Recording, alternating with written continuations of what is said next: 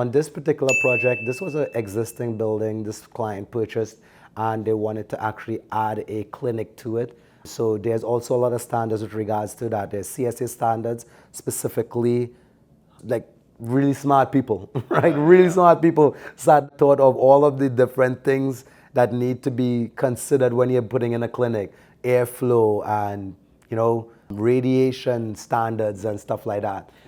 So all these things have to be done to meet CSA standards, but they also have to comply with building code and has to comply with all of the other aspects. The unique thing about this project was that this building itself that I'm talking about, it actually was a property that was considered to be a legal non-conforming. And for anybody that might be listening and that actually don't know what legal non-conforming stands for, is like if you have a building that existed and it was actually built to comply with the land use in a bylaw of that era. And then let's say fast forward to another era, right? So forward in the future, a new bylaw came into effect that discontinued that use. But that building already exists. So now, essentially, this is now, it's non-compliant, but it's legal. So it's non-conforming, but it's a legal use. So you have to prove that. So you have to prove that. And you might say, like, what the hell? This is in the city. The building exists there. The city should know. It's like, why go through that process? Mind you, like, there's lots of nuances there. But so this building was a legal non-conforming. So we had to basically prove to the city that the use was continued from the time the property was existing. Because if at any time the use was discontinued, so that it was used as a therapy type of asset. But if for some reason, maybe sometime between the different eras, the building was changed its use or discontinued, it was somehow vacant for some reason, then it would no longer comply with the use that it initially was built for. And then would need to comply with the use that is no longer allowed, right? So anyway, long story short is we had to actually go through the process of complying with the Planning Act. So in that case, we actually worked along with an urban planner to provide a planning justification report, which proves that the building existed at the time the use was allowed, and it operated all the way into the new era where it's considered to be not conforming to the bylaw. So they would allow it. How do you prove that? Like, how would someone prove that there was no gap in between from when it started to think? How do you? Well, that's why you pay the professionals, and that's why, no, but really, literally, that's why you pay the professionals, that's why you have the team. So, and yes, normally I would say like, that's why you pay the professionals, but the reality is, how you do that is that you have to go back, find the old bylaw that was, so let me use some dates, for example.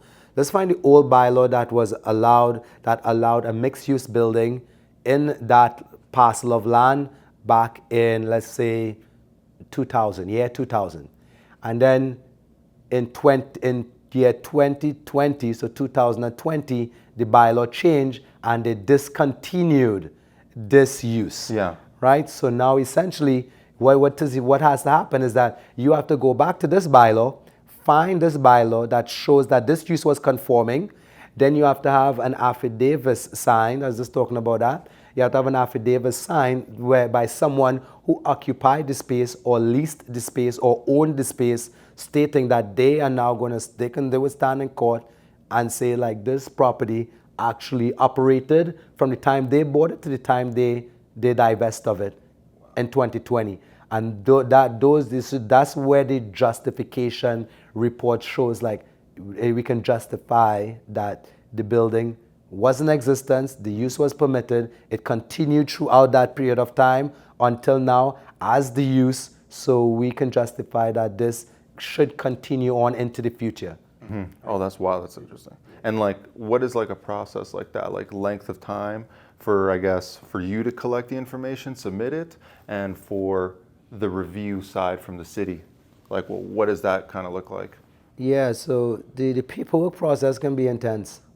The paperwork process can be intense. So a traditional building permit application that a standard building permit application would take for something like that would probably take about 3 months.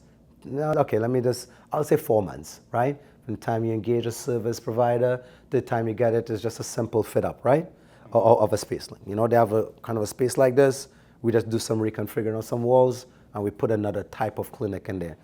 So that would usually take about three to 4 months. But in this case, we have to go. So that process that I just described, that legal non-conforming, is actually we have to go through the process of applying for an extension of use for that use. So this is the use.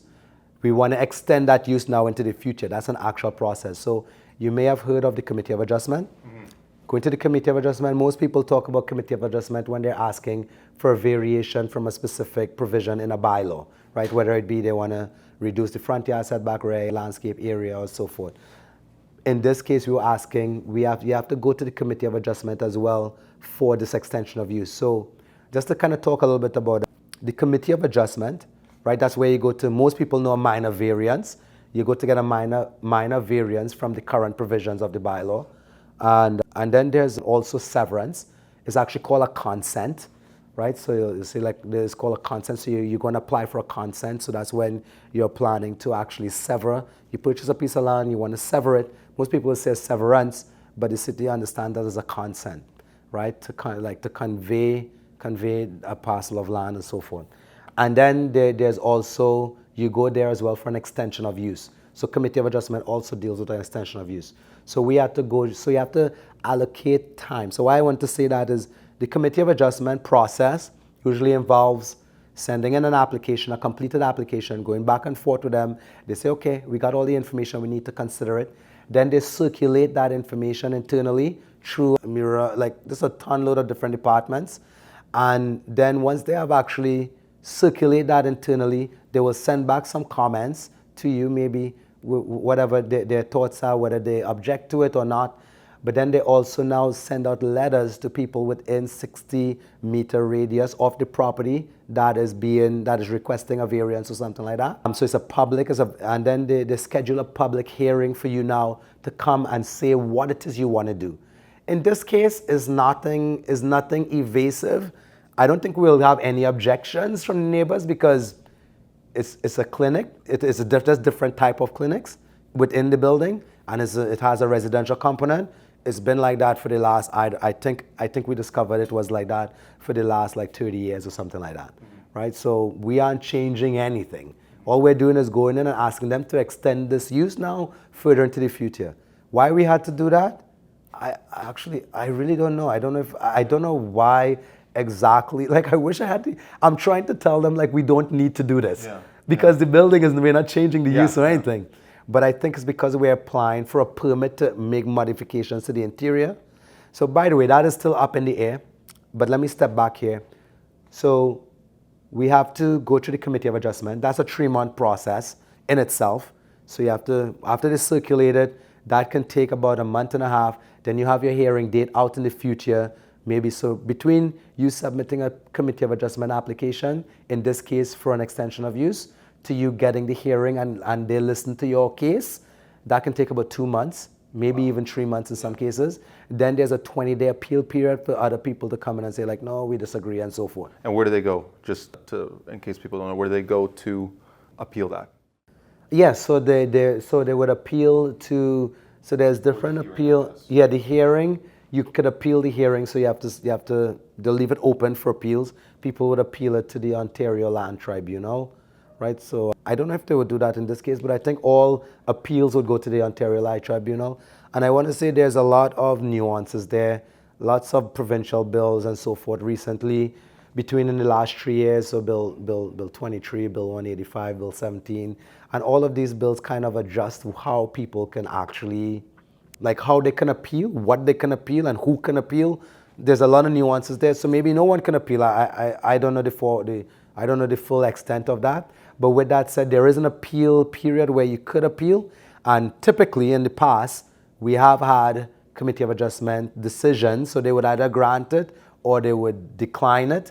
And if they decline it, you as the applicant could appeal that decline to the Ontario Land Tribunal. And likewise, if they grant it, someone outside, external to you, can appeal it to basically have them reverse it, and then you have to take it to the... Sure, they tell you exactly what reason they didn't approve it. Oh no, they tell you exactly, they'll tell you all of the details. So you can just modify something and then... Well, once it goes to the Ontario land, no, so once the decision is made by the Committee of Adjustment, whether it be in favor or not in favor, once that decision is made and an appeal has been registered against that decision, it goes to the Ontario Land Tribunal, or in Toronto, it goes to the T-Lab, right? Toronto Land Appeal Board, I think it's called, for them to go through the appeal process. That process is a very litigious type of process. Like it's a lawyer. You have to get a lawyer to represent you, right? In that process. So you don't really want that, right? So once things start to escalate a little bit more and all that, right? Yeah, that's right. That's when things escalate, but not really. It's not really escalated. It's just like me as a designer, I would not take that process forward for the client. I would tell them they need to hire a lawyer, a qualified lawyer who understands that process. I could be their expert representative and to explain why it is what's happening and so forth. But again, the decision that comes out from that appeal process, that is final. Yeah. There's no going back on the second appeal and third appeal, like there's none of that, right? So then after, once we have done that, so let's just say in the best case, that's a 2.5 month, 3 month process. And then you also have what would be now the permitting process, which is another, as I just mentioned, 3 to 4 months. So you can see how you're in this process for about 6 months. So this is why I would always, and this is where our advisory really comes in, is like just looking at a property in advance. And we spoke with the client about the odds of all of this happening, by the way, from the onset. So they were mentally prepared that this can take long, right? To actually get them to the point of permitting and get the business, because this is a business he's setting up, operational, right? So, every dollar counts and so forth. The good thing with this is that this is a mixed use asset. So he has revenue coming in on the property already. Yeah, perfect. And when construction time comes, he's going to decommission some of the other areas and he's going to build his unit in there, where he's still going to maintain some cash flow from the other aspects of the building. So. Is he operating already somewhere else, at least? That's right. So in a different city, though.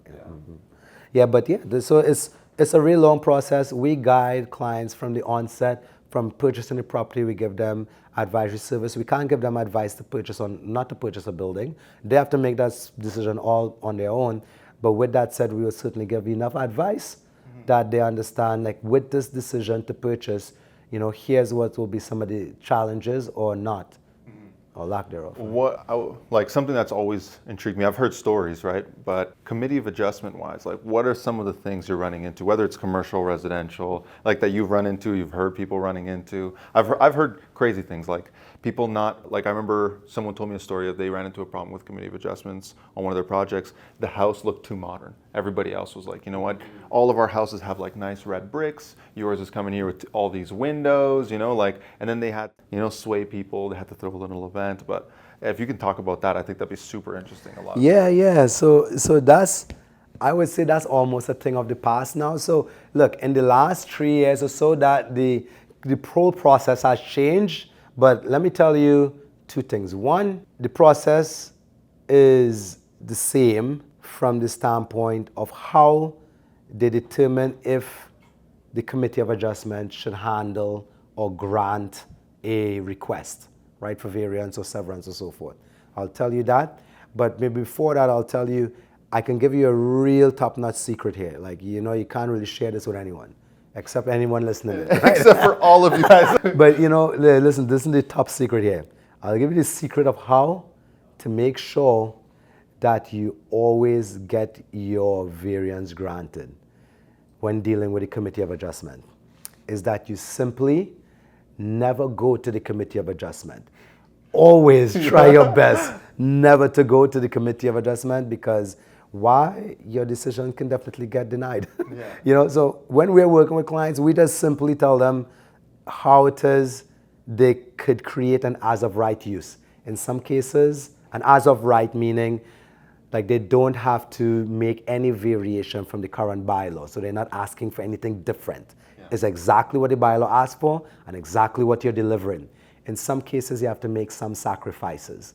Like you might have to say, okay, I may not be able to put a window in this wall on a commercial building, or I may have to reduce the amount of suites because I don't have the amount of parking. Instead of going and asking them to reduce parking or so forth in the form of a variance, you just simply reduce the amount of units, rental suites in your commercial building, so that way you don't have to provide that much parking, right? So this is how we'd always approach it. And we'll explain to the client, look, if you want to do this, here's how you can go about it. But just know, once you go into the committee of adjustment, you're basically left the decision up to a group of folks that are not necessarily experts in the field, right? Because the committee of adjustment is basically, in fact, I think Toronto is actually like selecting their group of nominees or something like that for their committee of adjustment in Toronto, City of Toronto. This just like I think in sometime anyway, in the near future. Right? So it's a group of people, residents of Toronto.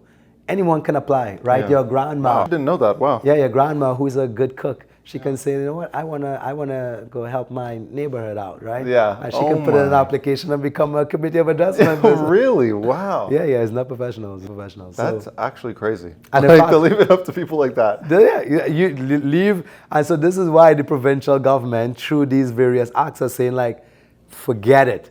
Like, we're not going to leave these important decisions to create housing and create businesses to a group of people that are not experts in the field.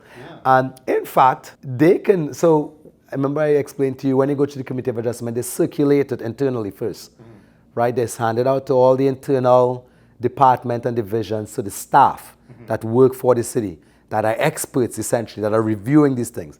Staff may come back and say, for example, you know what? We actually don't think that this is, we don't have any objections.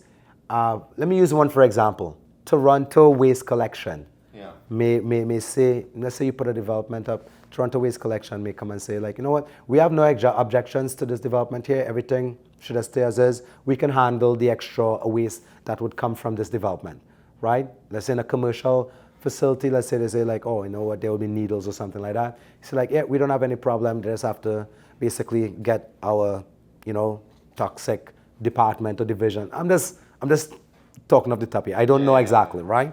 But let's just say the professionals, the people that run that aspect of the city, they say we are okay. They check the box. They say we are okay. We are recommending that the committee of adjustment approve this application. When that goes into the committee, they can look at us and say, no, we disagree. We disagree because we still think it will have too much garbage. So we decline the application.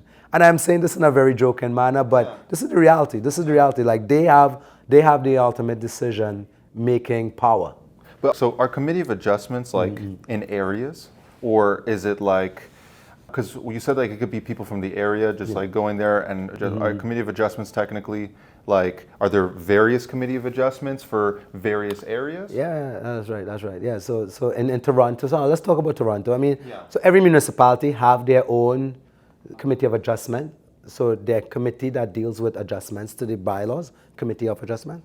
So every municipality have it. If you have a city, for example, we'll look at Toronto, but let's look at Durham, for example. Durham have, like there's like Pickering, Ajax, Whitby, Oshawa, Clarendon, right? So maybe, Bowmanville or something like this, right?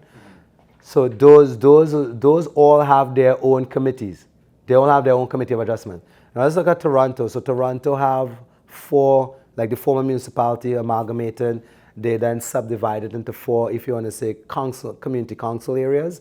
So you got the Scarborough, you got the York, you got the Etobicoke, and then you have the Toronto East York.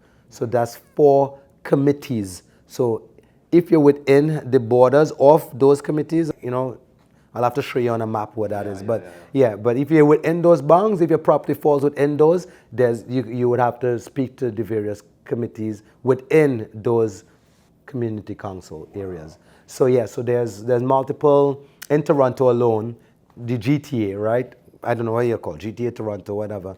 There's four like areas, right, that your property can fall within, and you would be speaking to a different group of committee members. Some are more stringent. But also I'll say like committee of adjustment hearings themselves are it varies. It varies. Some are more relaxed. Like for example, you can, so you might go, it just depends. But I find committee of adjustment groups or committees that serve that function in rural communities are more relaxed than in cities. Like that's what I find. And we have done a number of those.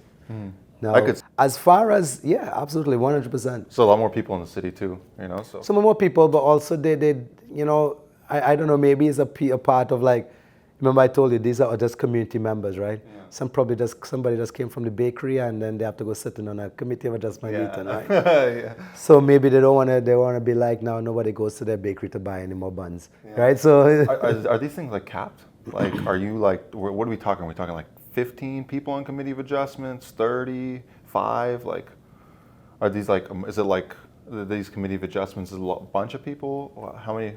If you don't know the number, it's okay too. It's just yeah, there's no number. It just depends on the city. I guess every city will have a certain amount of people they want on each of those committees.